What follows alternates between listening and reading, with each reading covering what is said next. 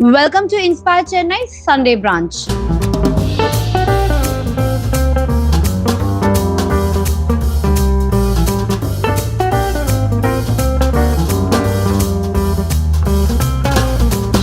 On our today's episode, I'm truly excited to welcome a very talented and inspiring personality, Miss Daisy Morgan.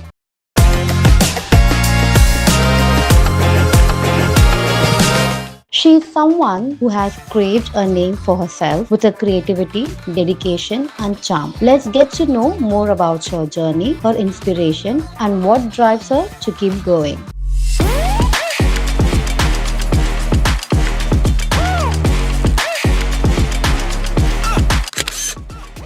Welcome to Inspire Chennai Sunday Brunch. Thank you. Lovely to have you here, Miss Daisy Morgan. It's a pleasure. What does usually Sunday brunch look to you? Whoa, a feast of food, a relaxing day. I think that's the day I take the longest time eating actually. I really eat really slow.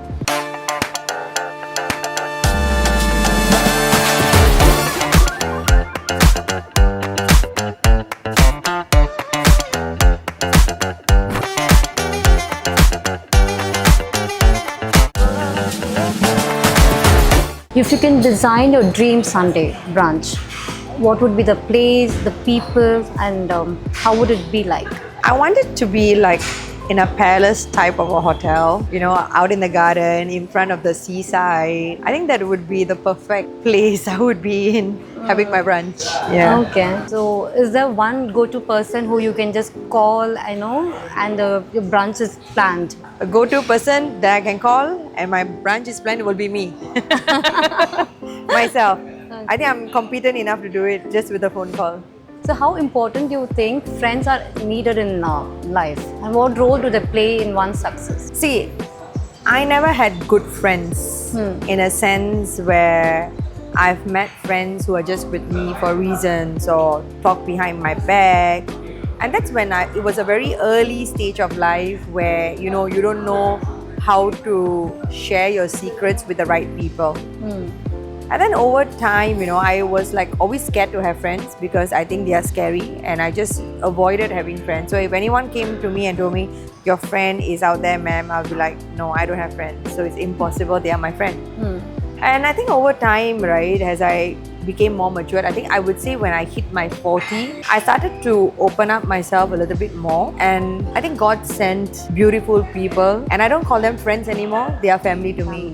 Like my parents mix well with them. We are like family. The moment I fly down back to Singapore or to Malaysia, they just do not even cease a bit of opportunity. They rush down to just meet me. And I think that makes me feel very important in their life. And I would say daringly today, my friends are my family. And without them, I wouldn't be so motivated like what I am today. A simple example I would give you. They know when to step in, when not to step in. And that's the best thing about them. They know when to come in. They trust me in any situation. Even if I'm wrong, they stand by me and face it together with me. And I think that's the most beautiful thing. That's what family do, right? So they are friends who are family now. Even in friendship, you should have a little of space, or getting the right time is important. Yes, automatically your friend will know when to give you the space, when you need it, when you don't need it. So I think that's the type of friends that I finally found in my life. And as I mentioned, they are no longer my friends, they are my family. Yeah. Getting such friends is like a blessing. It's great blessings if you get great friends because not everyone is lucky to have such beautiful friends. Yeah. You started your career at a very early age, right? So what are the struggles that you faced at that time? See, when you are starting young, I had the fire in me. I had the fire to go all out. I was one person who was very daring. I didn't want to spare a day or a minute not doing what I want to do. I was desperate, I would say. I was desperate to do things. I was desperate to explore things. And every time somebody stopped me, I was more desperate to break free. So that made me become more street smart, I would say.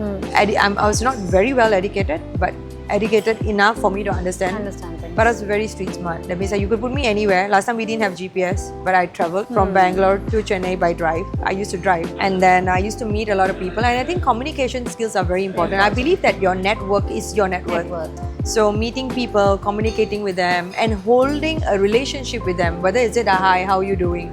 It does not mean that a relationship has to come out with something. That means you need to expect something out of it. It can be just like, hello, how are you? Are you doing well? You know, a greeting on a special occasion. I think that itself makes a difference. One day when you make a phone call and you really need something, I think the person will be there for you because they know you've been in touch for a very long time. You can actually sense the selfish friendship. If someone is there around you for a reason, I think maybe not immediately, but later you can, sense that it's not right for you. Intuition speaks. Everyone is for somebody for a reason. In a sense that if I'm calling you, it's for a reason. It's either I want to tell you something that has happened in my life, or probably I want you to party with me, or I want you to have brunch with me. You know, it's always for a reason. So whenever somebody call me, I will like, okay, tell me what do you need? Because I know it's for a reason. Whether is it my children is for a reason. Nobody calls me and say, oh, I just called you to say I love you and I miss you. Okay, bye. That is also for a reason because you love me and you miss me and you want to tell me. It's a reason. So I have come to a stage where I'm not expecting. I know you're calling me for a reason and I have to do what I can do for that reason. That's all. I think that's lovely because most of the relationship ends because there's a lot of expectations in that. If there is no expectation, then why are you answering the call? True. Right? If today you have kids, I presume. Yeah. Your child is going to call you for a reason. Mommy, I need this, I need that. Or do you know what happened in school today? Because she needs to tell you something. And you need to hear, you like it or not, you need to hear. Whether you had a bad day at work, too bad. When it comes to the child or it comes to whoever, you got to put all of that aside and you got to concentrate on what you need to concentrate on. So that's life and it takes time. Over time, you learn. I would not say that I was perfect right at the beginning. I learned over time. I would say probably I learned it too late, but it's never too late. You know, I could have learned it when I'm maybe at 35. I'm learning it when I'm 40, 45. So every day is a learning experience. I learn things from you. I learn things from the entire crew here. I think positive. Embrace what comes to you in a positive manner. And you will be walking through the right direction. I heard about the Anirudh concert where everyone was against it and you did it really, really well. Please tell me about it. I think it's a very skeptical thing when you are dealing with a very big celebrity. You're expecting like 15,000 people to come in and how is this one woman going to do it? You know, never done it before, so how she's going to pull it off. I started running clubs at a very young age. So I run nightclubs. I deal with like 1,000 people a night. I know what is light, I know what is sound. I kind of learned all of that throughout the years. Of course, I didn't do a concert that held like 15,000 people. A lot of challenges, but I never gave up. You know, I made sure I made the entire team. I had a vision. I just wanted the best in what I did. And thankfully, yes, it is the best. It took, it's a memory for a lot of people who came for the concert. I was not worried whether you were a VIP or one who bought a different class of ticket, but everyone was very important for me. I wanted to build that bridge between people and me, and I'm happy that I did it. I met so many people. It was stressful, no doubt, but without stress, that means something is wrong. If there is stress, then you're doing it the right way, you know. So that's how I feel. I take things in that positive manner. Yeah, so it's a year to remember. 2025, January 31st, we did the concert and I'll remember it for the rest of my life. How was your journey in India, especially Chennai? How is Chennai treating you? I love India a lot. I've always been frequenting India from a very young age, and I was mainly spending a lot of my time in Bangalore. From 2001 to 2004, I was mainly in Bangalore most of the time. So shifting into Chennai was a little bit of an adaptation. It took me in the beginning. I couldn't handle the water part because the water was something very different. I had a lot of hair fall happening. But everything that I faced, I turned it into something like a business, you know. Every time I had a hair fall, I started you fixed it. Yeah, I went into checking out what I need to do to develop, to make sure my hair doesn't fall. And then, yeah, so that's me. Every problem I face, I make it like a problem that I should be solving. So I made it as, you know, I made it into products, I made it into businesses, I made it into certain things that is going to benefit not only me, but to many people. Of course, the cleanliness, you know, comparing Singapore is something that I had to work on, and I'm trying to work on still till today. I was in Bombay, and I think Bombay was even more dirty compared to Chennai and all. And the most important thing is it's not about the cleanliness in the country, I think it's the people. I love the way the people are here. You know, they're very welcoming, so down to earth. The way they come and say, hey, hi ma'am, hi, can I get a picture with you? Can I talk to you? You know, there's no ego, you know. They want to connect, they want to meet people. Whether there is an agenda, it doesn't matter. But as I mentioned earlier, you always meet somebody for an expectation. And I truly am happy to do that with anyone. But, you know, putting your ego aside, coming forward and saying hi, I think that's very important. I learn a lot, you know, from them. Like, you can just randomly go and say hi. And I mean, I used to always do that. I always do that. And it's so nice seeing somebody else also do it, you know, without any ego in you, nothing. Exactly. So that's the most beautiful part in India, you know. So yeah, I like that. And I see in my apartment there is like a community. In the community, there's a ladies club, which I don't really have that back home. So I learned a lot in this country, and I'm still learning. And yeah, I definitely want to make it my home down the road. Yeah. So you have a problem and you fix it, right? That's Yes. how you get the business idea. How did Nine Skin was born? I had a problem and I fixed it. So prior to Nine Skin, I was already running another business, a skincare line, which is still ongoing. My daughter runs it now. I have a 20-year-old daughter, so she took over the business 1.5 years You ago. look too young and beautiful for 20-year-old daughter. Thank you. That means Nine Skin is working well. So what happened was, so I had to hand over the business to my daughter Lakshana. She was 18 at that point of time, and I told her, okay, you know, since you can't really study well, then let's do business well. You know, I handed over the business to her, which is growing it. I'm happy to see a young entrepreneur grow. I don't disturb her until I feel that she's not meeting the requirement I want her to. I stepped into Nine Skin where as a young girl, I faced so much of skin issues. And yeah, we came up with a range of maintenance where it's all about maintaining your skin, creating the glow, pigmentation, problems that one would have. In fact, the product has helped me a lot because prior to the launch, I was like waiting for the launch. I was so excited, and because of the scars I had to go for laser. So when I went for a laser, I got burnt. Oh. It was a very bad burn. So it was like my face was like squares of burnt on this cheek area. Okay. And I was like, oh my God, what do I do? That's when booster oil was developed. So the booster oil was like a healing oil. It heals the burn, and slowly the glow serum then reduces the pigmentation over time. I'll share some pictures with you. So it's a process, you know, and I felt that the community had to also try this product. And I did tell Nayan, this product really helped me and we have to bring it to the market. And she said like, okay, so let's add in booster oil. So booster oil was one of the last to be added in. Came up with very creative, nice names also for it. It's called Skin Till It. That's how Nine Skin was actually, the baby was born. Yeah. My friend uses Nine Skin's night serum, and she says The like, glow you know, serum, you yeah, mean? Yeah. glow serum, and she says like, you know, when I wake up and wash my face, even after cleansing my face, I can see the the glow. in Yeah, it. yeah, So, yeah. That's you know, right. it's really working. Yeah. I mean, like even today, right, I don't really need to wear a foundation anymore, which I had to wear. So I'm just coming out with like my powder, my blusher, and my lip balm. I don't need to worry about foundations anymore, which is like a no. I don't really like wearing foundation. So yeah, so I'm happy that my products is working, and I want to make sure that the rest of the people out there also benefit from it. Yeah. Lovely. You should try the booster oil. I think we were given you one. Try it. Sure, I You will just do see that. the shine. I'll call you after that. Yeah.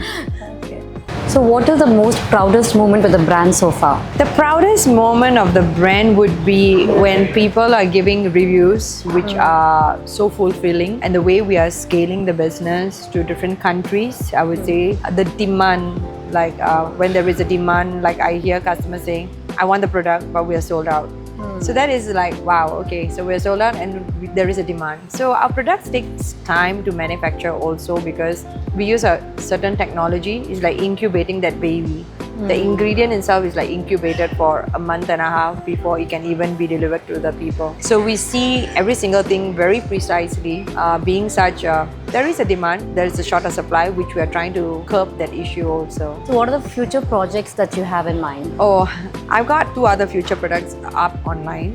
One very interesting project is a mental health app. I think a lot of people are facing a lot of stress nowadays.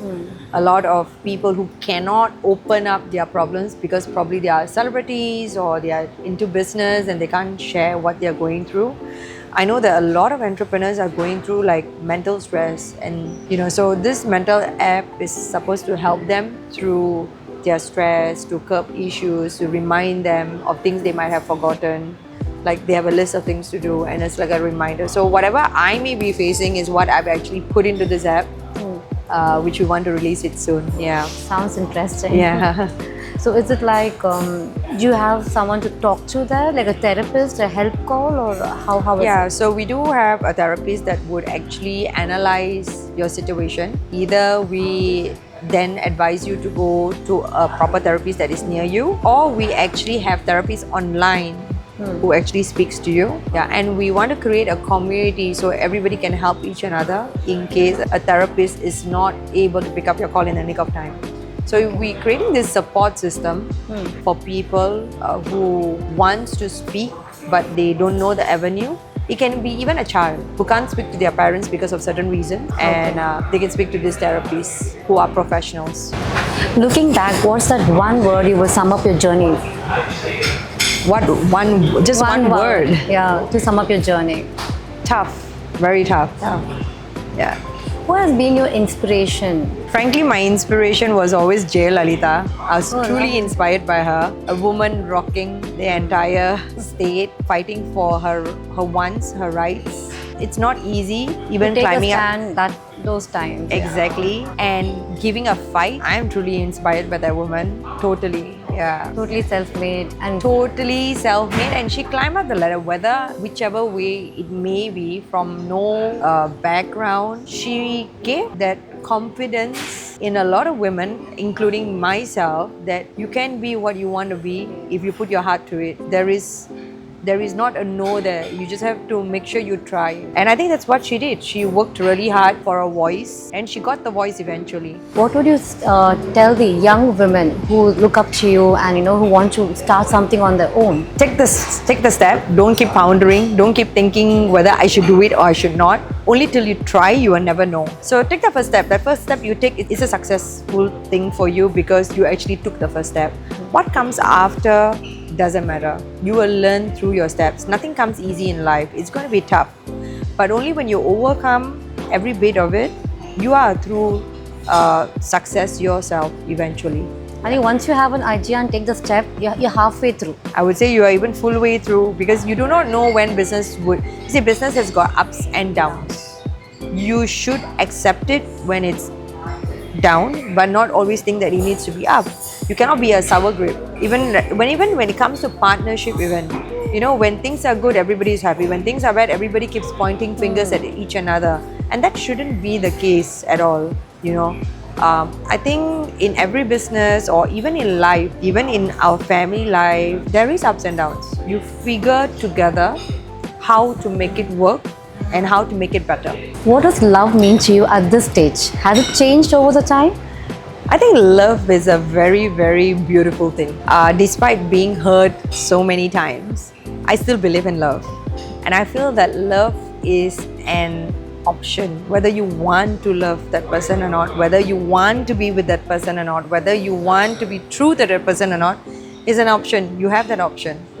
So I've never doubted love just because of my bad experiences. What's wrong? Just fall in love. It doesn't work, fall in love again. And again. Because if you're a person filled with love, then love will remain with you all the way. I think the butterflies are worth it to try. I don't know whether I get butterflies now or not, but it becomes like, okay, I mean, like, love is there. I'm a lovable person. I have so much of connections with people. I know how to accept love and I know how to give love. So it depends on people to people. I need to meet the right person who can also deliver the same love. Do you believe in love at first sight? I do believe in love at first sight. Yes, I think, yeah, that's nice. So what should one have? Okay, or if someone has to woo you, so what should he do? If you say love at first sight, that means the person has to look good for me. I think I like a love language which is more on a gesture. Simple things like when I'm going to sit, pushing the chair in, opening the door for me. I think these are very important things for me. Holding hands while walking in a relationship. These are very important. Kissing on the forehead before you go, you leave anywhere, whether is it even to the toilet. These are very important things for me because I think I do that with my children also. And I want the same thing to be done with even my partner. Yeah, so I don't know whether I'll find a man in this kind of lifetime doing all of The this. message is passed. So if someone is having any idea, then you know how to impress you now. Yeah, so these are my requirements definitely. But at this mode in my life right now, I'm more on the beast mode in my career. So that is like the most priority in my life that I'm actually looking into. And I would love to have more kids. I've adopted 2 children. Totally, I've got 4. So my last 2 has been adopted. And I want to have more kids. So that is on my priority list. Actually, that's a wonderful thing because if you once you have a biological child, you don't feel like adopting children anymore. Yeah. I think my bio children are more like you are loving the other 2 more than us, but they're okay with it. But yeah, I give a lot of priority to the younger 2. I do see that also. And yeah, I just want more. I think they will make me keep going. It's a fulfillment that I know I got to work harder to give more. I want the house to be noisy, everybody running around, screaming, fighting. I like to see them fight. I like to see them play. I like to see a lot of things. It's so nice, you know, and then they coming to me say, "Mommy, see what she did to me." I was like, okay, what to do now? Make a police report. Yeah, I like to make fun of them. And they'll be like, this mother is like weird, you know, she doesn't like stop us or scold us, you know, she like encourages. She enjoys that. Yeah. So I enjoy all of this over time. It makes me feel pepped up having lots of children in the house. In your journey, how important is an emotional support from family and friends been to you? To be very frank, I didn't find that important for me. I made do without having their emotional support. I needed me, myself, as a support system. I needed to tune my mind to what I want and what I needed to go for. Having many people giving me different kind of thoughts is just going to make me confused.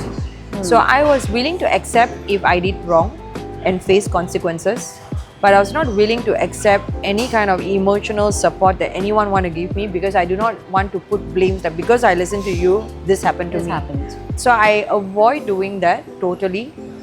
And to be very frank, I didn't really have a lot of support system from anyone for the matter of fact because I was doing things that they didn't want me to do. So being such, I was already trained and tuned not to even get that support system that anyone would desire. Before we start eating, let's have some quick rapid fire questions.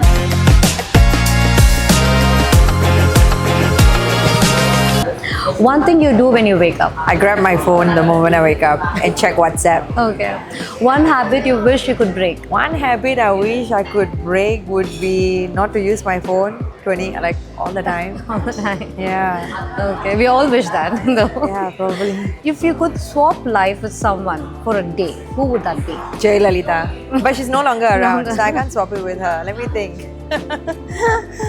I would maybe want to swap life with a minister in any country. Okay. Yeah.